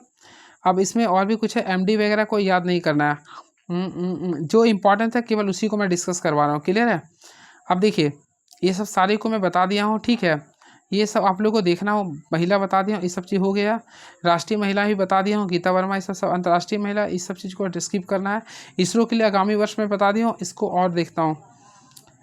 ये सब सारी चीज़ को मैं बता दिया फ्रेंड्स। अब जो क्वेश्चन देख लूँगा इसको भी मैं बता दिया था। इसरो के बारे में नेक्स्ट बता दें। गणतंत्र दिवस वाला आ सकता है, तो 76वां गणतंत्र दिवस समारोह 2025 में जो हुआ था, इसका मुख्य अतिथि कौन थे? तो आप लोग देखेंगे इंडोनेशिया के राष्ट्रपति प्रबोवो सुबियांतो हो गया, क्लियर है। और इसका इस बार का थीम क्या था? स्वर्णित भारत विरासत और विकास हो गया। स्वर्णित भारत विरासत और विकास हो गया। और सबसे झांकी का था उत्तर प्रदेश का, जो कि फ्रेंड महाकुंभ के बारे में दिया था, क्लियर है। तो ये हो गया। और इस बार का मुख्य अतिथि देखिए 2024 का मुख्य अतिथि कौन थे? तो फ्रांस के राष्ट्रपति इमैनुअल मैक्रोन थे। ये सब सारे एक बार देख लीजिएगा कि कहाँ का अवार्ड किसको क्या मिला, मोदी को जी को भी सब मिला ही था, ठीक है। अब देखिए प्रोजेक्ट चीता आप लोग को पता होगा। प्रोजेक्ट चीता के तहत 17 सितंबर 2022 को नरेंद्र मोदी के जन्मदिवस के शुभ अवसर पर नामीबिया से 8 अफ्रीकी चीते लाए गए, यानी याद रखें कितना लाए गए? 8। कहाँ से लाए गए? नामीबिया। और ये जो रखा गया ना, इसको रखा गया मध्य प्रदेश के कुनो राष्ट्रीय उद्यान में रखा गया, क्लियर है। चलिए अगला क्वेश्चन, बाघ याद रखिएगा। तो देखिए जारी करता होता बाघ, इसको जारी किया भारतीय वन्यजीव संस्थान किया था, जो कि 29 जुलाई 2023 को जारी किया था। अभी भारत में कुल बाघ की संख्या 3682। ये क्वेश्चन आ सकता है। अभी वर्तमान समय बाघ की कुल संख्या कितना? 3682। याद कैसे करना? 36 दूनी 72 होता है ना, एक और बढ़ा दिए 82 हो गया। 36 82 याद कर लीजिए, ठीक है। अब देखिए इससे पूर्व जो जारी किया था बाकी कुल संख्या 3167 था। कितना था? 3167 था। अभी क्या करना है? 36 करना है और 82 करना। आई होप क्लियर हो गया। और विश्व का 75% भाग केवल भारत में पाया था, क्लियर है। सबसे ज़्यादा बाघ कहाँ पाया था? मध्य प्रदेश में। जिम कॉर्बेट राष्ट्रीय उद्यान में सबसे ज़्यादा बाघ पाया गया कहाँ पे? 260 पाया गया, क्लियर है। चलिए और इसमें कुछ वैसा क्वेश्चन जो है वही बताऊँगा। देखिए तूफान को एक बार देख लीजिएगा इसको, ठीक है। एक बार हम लोग रिपीट करवा देते हैं। देखिए सबसे पहले माइकोंग, तो माइकोंग जो तूफान आया था आंध्र प्रदेश में आया था, जो कि म्यांमार इसका नाम दिया था। अल्वारो, तो अल्वारो जो नाम दिया था मोजाम्बिक ने दिया था। गैबन, तो गैबन इस्तावनी रेमेल, आप देख लीजिए इसको, ठीक है। चलिए और भी वैसा कुछ क्वेश्चन जो है उसी को मैं डिस्कस करने के लिए हूँ। यहाँ पे स्कीम तो बहुत सारा चलता है। ये त्यौहार को भी एक बार दिखवा दूंगा मैं, अगला वीडियो में आता हूँ ना, तो सारे को और भी मैं स्टैटिक जो जी को एक बार करवा दूंगा, क्लियर है। देखिए इसमें मृत्यु वाले को आप लोगों को ध्यान नहीं देना है। राज्य राजधानी तो आप लोगों को पता ही होगा, इसमें थोड़ा सा अगर फोकस करना चाहते हैं ना तो यूटी वाला सातों देख लीजिएगा। देख ले, जम्मू कश्मीर का आप लोग जानते हैं तो ये एक प्रकार का राज्य यूटी बन गया, जो कि 31 अक्टूबर 2019 को बना था। इसका उपराज्यपाल कौन है तो मनोज सिन्हा हो गया, वही इसका सीएम कौन है उमर अब्दुल्ला, इंपॉर्टेंट है। फिर लद्दाख का बीडी मिश्रा है, ये भी इंपॉर्टेंट हो गया आप लोग का। दिल्ली का विनय कुमार सक्सेना के साथ साथ रेखा गुप्ता, ये भी इंपॉर्टेंट है। फिर आप लोग को चंडीगढ़ का गुलाब चंद्र कटारिया हो गए। और लास्टली आप लोग को लक्षद्वीप का याद कर लिए प्रफुल्ल पटेल, और अंडमान निकोबार का कौन है याद रखिएगा देवेंद्र कुमार जोशी हो गए उपराज्यपाल। क्लियर है। चलिए, ये रहा उच्च न्यायालय के बारे में आप लोगों को ध्यान नहीं देना है। चलिए, संस्थान, ये सब सारे को मैं एक बार में और मैं लास्ट में बता दूंगा। क्लियर है।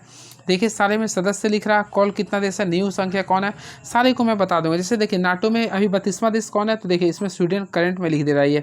तो नेक्स्ट वीडियो में आता हूँ तो इसको सारे को मैं बता दूंगा। देखिए सबसे पहले चलिए मैं बता ही देता हूँ। देखिए ILO, तो फ्रेंड ILO का स्थापना हुआ था 1919 में, जिसका मुख्यालय जिनेवा है। इसका अध्यक्ष कौन है, गिलबर्ट हैंकोजो। इसमें 187वां सदस्य कौन है, टोंगा हो गया। इंटरपोल का स्थापना 1923 में हुआ था, जिसका मुख्यालय फ्रांस में है। इसमें 194वां देश कौन है, किरुबाती। राष्ट्रमंडल का मुख्यालय है आप लोग का लंदन है, स्थापना हुआ था 1931 में। 56वां देश कौन है, टोगो हो गया। UNO सबसे इंपॉर्टेंट होता है, 1945 में इसका गठन हुआ था। एंटोनियो गुटेरेस इसका महासचिव है। और 153वां देश कौन है, तो दक्षिणी सूडान हो गया। IMF का देखिए, IMF 1945 हो गया था, इसका अंडोरा हो गया। कौन है, अंडोरा हो गया। विश्व बैंक, तो फिर विश्व बैंक का स्थापना 1945 में होता है। इसका अध्यक्ष अजय बंगा, जो कि भारतीय है। इसका 189वां सदस्य कौन है, नौरू हो गया, इंपॉर्टेंट है। ठीक है। FAO का मुख्यालय कहाँ पे, रोम है, जो कि इटली है। और देखिए ICG का याद रखिएगा, इसका दाहेग है यूजी इकावामा। यूनेस्को का मुख्यालय पेरिस है, 1945 में आंद्रे अजोलो, इसमें सदस्य 195 है। और वे यूनिसेफ का तो आप लोग जानते हो कैथरीन रसेल है। WHO का भी आप लोगों को बताया था, टेड्रोस अधानोम है। इसमें जो इंपॉर्टेंस है, और वैसे देखिए नाटो का आप लोग का आएगा, तो नाटो का गठन 1949 में हुआ था। मार्क रूट इसका है। और 32वां सदस्य कौन है, स्वीडन। में वीडियो में डिस्कस कर दिया था। अब इसमें अंटार्कटिका का मैं बता दिया था, रिबेका ग्रिसलिन हो गया। ADB सबसे इंपॉर्टेंट है। ADB का स्थापना 1966 में हुआ था, मनीला फिलीपींस में। मासांतो कांडा है। 69वां देश कौन सा है, इजराइल है। क्लियर है। चलिए, और NDB में 2014 में हुआ था स्थापना, चीन इसका मेन है। और इसका 9वां सदस्य कौन है, मिस्र है। क्लियर है। और आसियान का 11वां सदस्य कौन है, पूर्वी तिमोर, याद रखिएगा। ये सब तीनों इंपॉर्टेंट है फ्रेंड, अगेन आई रिपीट, ये तीनों इंपॉर्टेंट है। तो देखिए फिर से मैं रिपीट करवा देना चाहता हूँ। देखिए एंड ADB का, तो ADB का 8 अगस्त 1966 का स्थापना हुआ था, मणिपुर फिलीपींस इसका हेडक्वार्टर। अध्यक्ष मासांतो कांडा, इसका 69वां सदस्य इजराइल हो गया। वही NDB का स्थापना 2014 में हुआ था, हेडक्वार्टर संघाई चीन है। और इसका 9वां सदस्य कौन है, मिस्र बन गया। आसियान का स्थापना 1967 में हुआ था, अभी उसका 11वां सदस्य कौन है, पूर्वी तिमोर हो गया। सार्क का तो काठमांडू हो गया है ना। इसमें आप लोग MBBS पीना आप लोग जानते होंगे। देखिए इसमें कुल सदस्य कितना होता है, तो देखिए मैं लिख देता हूँ, MBBS पीना हो गया, यानी कि टोटल अगर देखा जाए ना तो फ्रेंड्स टोटल 8 है। मालदीव, भूटान, बंगाल, श्रीलंका, पाकिस्तान, इंडिया, नेपाल, अफगानिस्तान। G15 में कुल 15 देश हैं, है ना। आप एक इसको और मैं WTO का देख लीजिए, नागोजी इंकोजी इवोला हो गया। इसमें टोटल 166 देश हो गया। क्लियर है। जिसमें 165वां आप लोग का कोमोरोस है और 166वां पूर्वी तिमोर हो गया। अगला बिम्स्टेक का मुख्यालय ढाका है। इंदिरा मणि पांडे इसका मेन अध्यक्ष है, 7 सदस्य है। SCO का मुख्यालय बीजिंग है और इसमें 10वां सदस्य कौन है, बेलारूस, ये इंपॉर्टेंट है। तो फ्रेंड्स याद रखिए SCO, तो SCO का भी 10वां सदस्य कौन है, बेलारूस है। क्लियर है। चलिए ICC का मुख्यालय कौन है, तो इसका है दो नीदरलैंड है गया। और इसमें ब्रिक्स का में याद रखिए कुल 10 देश हो गए हैं। और ISA का 104वां देश कौन है, तो आर्मेनिया हो गया। इसका महानिदेशक कौन है, अजय माथुर हो गया। क्लियर है। चलिए नेक्स्ट टाइम आते हैं तो मैं सारे संगठन को भी बताऊंगा। कैसा लगा फ्रेंड्स मेरा वीडियो, आप लोग कमेंट बॉक्स में जरूर बताइएगा। क्लियर है। और भी मेरे पास तो बहुत क्वेश्चन है, मैं सारी चीज़ को मैं करवा दूंगा इस टाइप से। क्लियर है। चलिए कैसा लगा आप लोग कमेंट बॉक्स में जरूर बताइएगा। ठीक है। चलिए थैंक यू सो मच।